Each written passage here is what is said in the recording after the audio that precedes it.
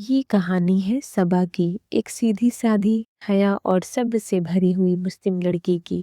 इस कहानी में मैं बताऊंगी कि कैसे एक वजीफे ने सबा की जिंदगी बदल दी।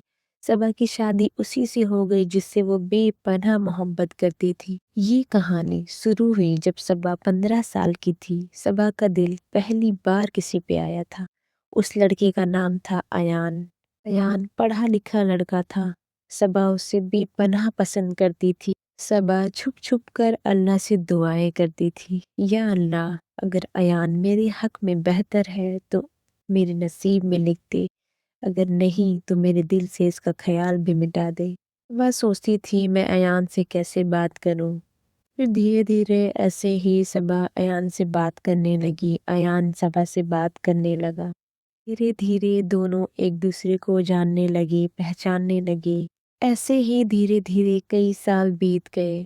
एक दिन अचानक सबा को पता चलता है कि अयान उसके अलावा भी 3-4 और लड़कियों से बात कर रहा है। जब ये बात सबा के कानों तक पहुंची तो जैसे उसका दिल किसी ने जोर से मसल दिया हो, जैसे उसका दिल चूर चूर हो गया हो। सबा को समझ नहीं आ रहा था कि वो क्या करे। सबा बहुत परेशान थी। सबा बहुत रो रही थी कि वो क्या करे। सबा अयान से पूछ भी नहीं सकती थी कि क्या वो 3-4 लड़कियों से बात कर रहा है। सबा सोच रही थी मैं क्या करूं, कहीं अयान मुझे छोड़ न दे, क्योंकि मैं अयान को बहुत चाहती हूँ। मैं अयान को बहुत पसंद करती हूँ। मैं अयान को बहुत मोहब्बत करती हूँ। मैं अयान से निकाह करना चाहती हूँ।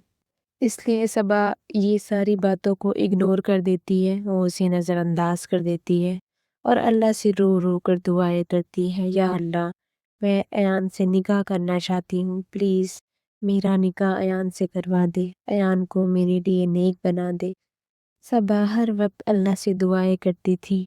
ऐसे ही कई साल बीत गए। अब सबा जवान हो चुकी थी। अब उसे लगता था कि उसे भी शादी कर लेनी चाहिए। इसलिए सबा सोचती है कि अयान से बात करनी चाहिए, कि सबा अयान से बहुत मोहब्बत करती थी, इसलिए वो चाहती थी कि अयान से शादी के लिए बात करे। बस ये मिलता है। सबा बहुत डरी हुई होती है कि अयान से मैं शादी के बाद कैसे करूं, क्योंकि वो और 3-4 लड़कियों से बातें भी करता है और मुझसे शादी करेगा। अगर उसने शादी के लिए मना कर दिया तो मैं क्या करूंगी। सबा यही सब सोचती रहती है और सबा को समझ नहीं आ रहा है कि वो शादी की बात अयान से कैसे करे। सबा शांत बैठी हुई रहती है।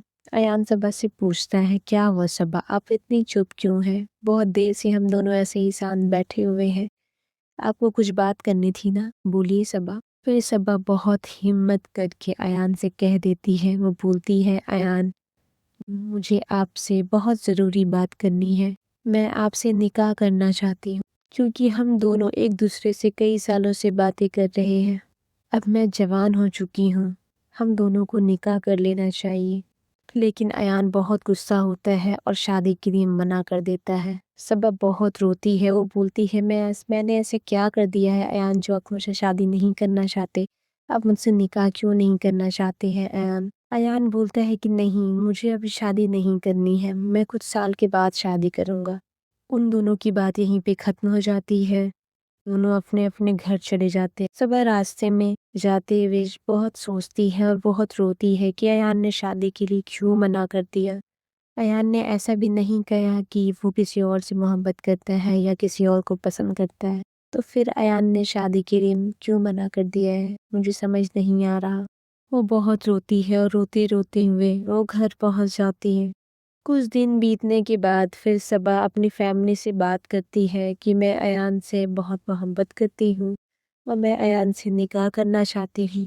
सबा की फैमिली उसे मना कर देती है। सबा की अम्मी जो रहती है वो कहती है कि नहीं, मैं तुम्हारे लिए दूसरा रिश्ता देखना चाहती हूँ। सबा की फैमिली रिश्ते देखना शुरू कर देती है। वो बहुत परेशान होती है, बहुत रोती है, नमाज पढ़ती है, अल्लाह से दुआएं करती है, से कहती है या अल्लाह, मैं अयान से निकाह करना चाहती हूँ, मैं किसी और से निकाह नहीं करना चाहती, क्योंकि मैं अयान से बहुत मोहब्बत करती हूँ। सबा अयान से बात करना चाहती है। कुछ दिन के बाद सबा अयान को कॉल करती है और अयान को समझाने की कोशिश करती है। अयान शादी के लिए नहीं मानता اور وہ کہتا ہے کہ میری فیملی بھی شادی کے لیے نہیں مانیں گے۔ پھر ایان بات کرنا بند کر دیتا ہے صبا سے۔ ایسے ہی کچھ دن بیت جاتے، صبا بہت پریشان ہوتی ہے، وہ نمازیں پڑھتی ہے، وہ دعائیں کرتی ہے۔